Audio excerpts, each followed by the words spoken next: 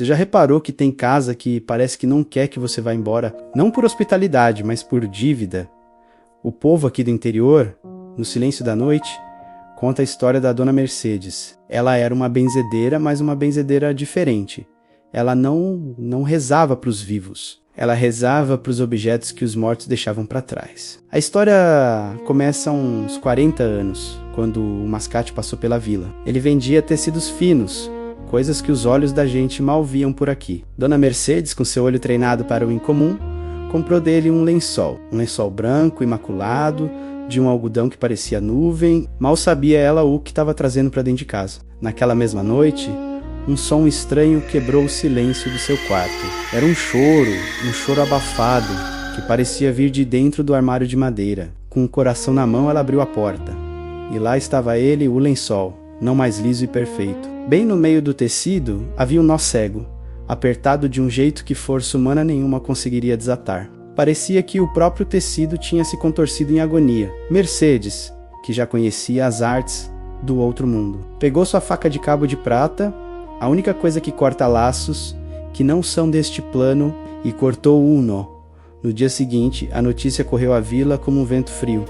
O Mascate foi encontrado morto na estrada. A causa: sufocamento, sem ar, com o pescoço marcado, como se uma corda invisível o tivesse apertado até o fim. Foi ali que Mercedes entendeu. Aquele lençol não era só tecido, era o último suspiro de alguém que morreu sem ar, materializado em linha e algodão. Era uma alma presa em um laço. Anos se passaram e a vida seguiu seu curso, mas o lençol permaneceu guardado, um segredo sombrio no fundo do armário, até que o destino bateu na porta de Mercedes da forma mais cruel. Seu netinho, à luz dos seus olhos, adoeceu. Uma febre estranha, uma tosse que não cessava e o pior, a falta de ar. Os pulmões do menino pareciam se fechar e nenhum médico da região sabia o que fazer. O desespero tomou conta de Mercedes. Olhando para o rosto pálido da criança, ela tomou uma decisão que só uma avó em seu limite tomaria. Ela foi até o armário e pegou o lençol amaldiçoado. Com as mãos trêmulas, cobriu o menino febril. Naquela noite, o choro abafado voltou e o nó se formou novamente no tecido, mais apertado do que nunca. Mas dessa vez, Mercedes não pegou a faca de prata. Ela se sentou na poltrona ao lado da cama, segurou o nó com as duas mãos e o apertou contra o próprio peito.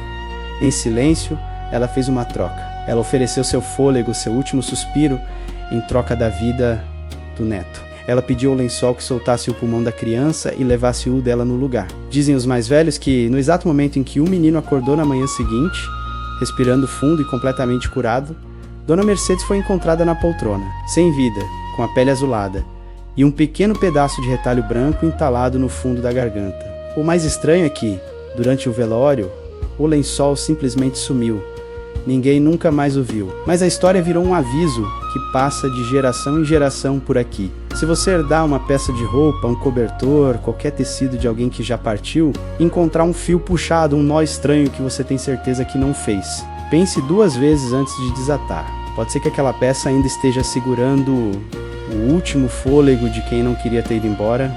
História pesada, né? Mas causa de vó, causa do interior, a gente não questiona, a gente respeita e repassa. Se essa história te arrepiou, se te fez olhar diferente para aquele lençol antigo, guardado no armário, não esquece de deixar o seu like para fortalecer nosso canal e ajudar essa história a chegar mais longe. E me conta aqui nos comentários o que você achou.